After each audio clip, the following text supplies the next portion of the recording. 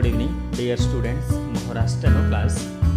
चलो शुरू करते हैं आज की डिक्टेशन। शुरू।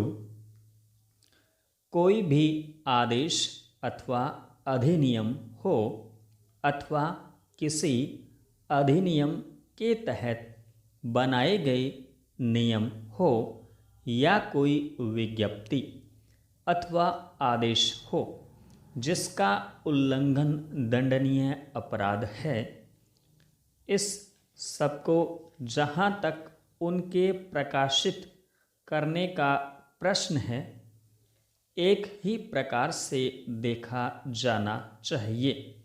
जहाँ तक इनके लागू होने का प्रश्न है, जब भी कोई अधिनियम अथवा अध्यादेश लाया जाता है तो उस अधिनियम और उस अध्यादेश में यह बता दिया जाता है कि तत्काल लागू होगा अथवा यह राजपत्र में प्रकाशित की जाने वाली अमुक तारीख से लागू होगा और राजपत्र में प्रकाशित होने वाली तारीख के उपरांत वह तत्काल लागू हुआ मान लिया जाता है। साधारण रूप में यह विधिवत मान्य सिद्धांत है और जैसा राजस्थान जनरल क्लॉजेज एक्ट 1955 की धारा 5 में अभिव्यक्त किया गया है कि राजस्थान विधानसभा द्वारा बनाया गया कानून यदि उसमें उसके लागू होने की कोई निश्चित तिथि नहीं दी गई है तो उस दिन से लागू हुआ माना जाएगा, जिस दिन गवर्नर ने या प्रेसिडेंट महोदय ने जैसी स्थिति हो अपनी अनुमति दी हो और जो राजपत्र में प्रथम बार प्रकाशित हुआ हो। किसी भी कानून के लागू होने के लिए इस प्रकार राजस्थान जनरल क्लॉजेज एक्ट के तहत यह विधान रखा है कि राजपत्र में प्रकाशित होने की तारीख से उसे लागू हुआ माना जाता है।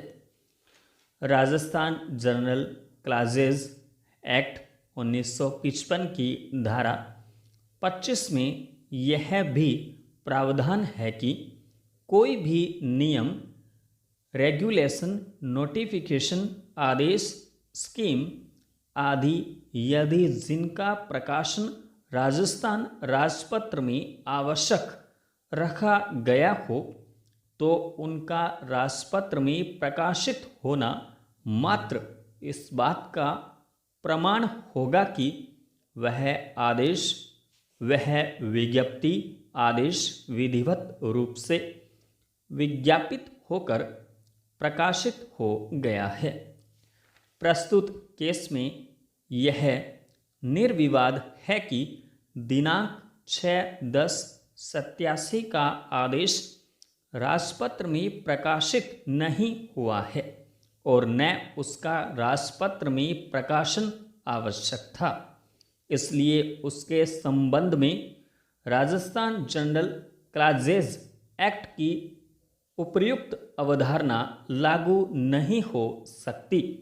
अब प्रश्न यह रहता है कि जब राजपत्र में प्रकाशित नहीं है तो उस आदेश को किस प्रकार से और किन परिस्थितियों में लागू हुआ माना जाए। इस संबंध में सर्वोच्च न्यायालय के निर्णय की ओर हम ध्यान आकर्षित करना चाहेंगे। वह निर्णय है हरला बनाम स्टेट ऑफ राजस्थान 1, जिसमें सर्वोच्च न्यायालय ने अपना अभिमत निम्नलिखित प्रकार से अभिव्यक्त किया है।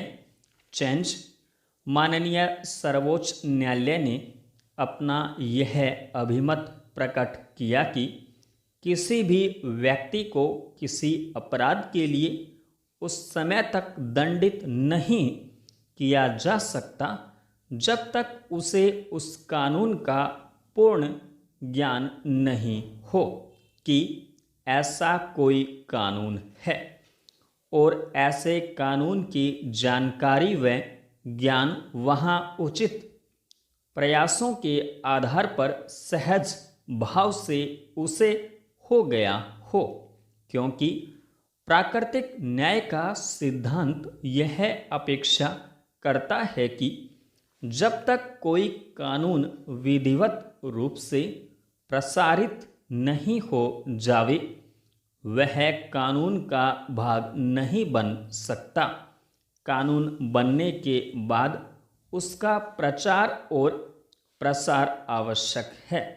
प्रसार के लिए कई संपूर्ण विराम। डियर स्टूडेंट्स, डिक्टेशन अच्छी लगी हो तो वीडियो को लाइक करें, शेयर करें तथा चैनल सब्सक्राइब करें